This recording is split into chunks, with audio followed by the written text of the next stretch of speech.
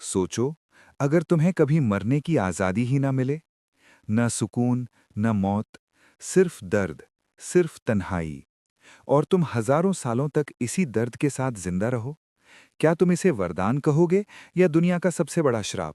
ये कहानी है एक ऐसे योद्धा की जो आज भी जिंदा होने का दावा किया जाता है। अश्वत्थामा। महाभारत के समय गुरु द्रोणाचार्य का एक बेटा था, अश्वत्थामा। बचपन से ही वो असाधारण था। उसके मस्तक पर एक दिव्य मणि थी जो उसे अजेय बनाती थी। वो एक महान योद्धा था, लेकिन उसके अंदर एक चीज थी जो उसे बर्बाद करने वाली थी, क्रोध और बदले की आग। कुरुक्षेत्र का युद्ध जब अपने अंतिम चरण में था, तब उसके पिता गुरु द्रोणाचार्य एक छल के कारण मारे गए।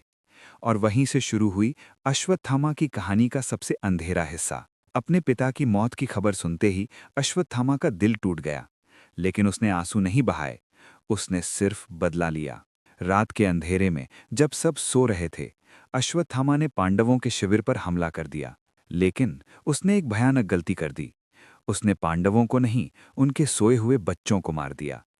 एक ही पल में उसने मासूमों का खून बहा दिया। ये बदला नहीं था, ये पाप था।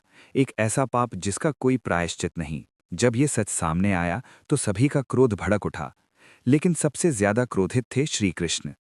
कृष्ण ने अश्वत्थामा को पकड़ा और उसे उसके पाप का एहसास कराया। फिर कृष्ण ने दिया दुनिया का सबसे भयानक श्राप, तुम अमर रहोगे, लेकिन हर दिन, हर पल तुम्हें अपने पाप का दर्द महसूस होगा। तुम्हारे घाव कभी नहीं भरेंगे, तुम्हें कोई अपनाने वाला नहीं होगा, तुम अकेला भटकते रहोगे युगों तक। और उसकी दिव्य मणि भी उससे छीन ली गई। उस दिन अश्वत्थामा मरना चाहता था, लेकिन उसे जीने की सजा मिल चुकी थी। कहते हैं अश्वत्थामा आज भी जिंदा है। जंगल, पहाड़ों और सुनसान जगहों पर लोगों ने उसे देखा होने का दावा किया है। उसके शरीर पर घाव हैं जो कभी नहीं भरते। वो मदद मांगता है, लेकिन कोई उसकी मदद नहीं कर पाता। सोचो, न दोस्ती, न परिवार, न अंतिम शांति, सिर्फ एक ही चीज, अनंत दर्द। अश्वत्थामा की कहानी हमें एक गहरा सबक देती है। कभी कभी गुस्से और बदले में लिया गया एक फैसला पूरी जिंदगी को नर्क बना देता है।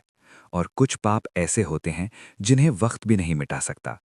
इसलिए सोच समझकर फैसला लो, क्योंकि हर गलती की सजा मौत नहीं होती, कुछ गलतियों की सजा जिंदा रहना होती है। अगर तुम्हें ऐसे ही डार्क और पावरफुल माइथोलॉजिकल कहानियां पसंद हैं, तो चैनल को सब्सक्राइब करो और कमेंट में बताओ अगली कहानी किस पर चाहिए। क्या तुम मानते हो अश्वत्थामा आज भी जिंदा है?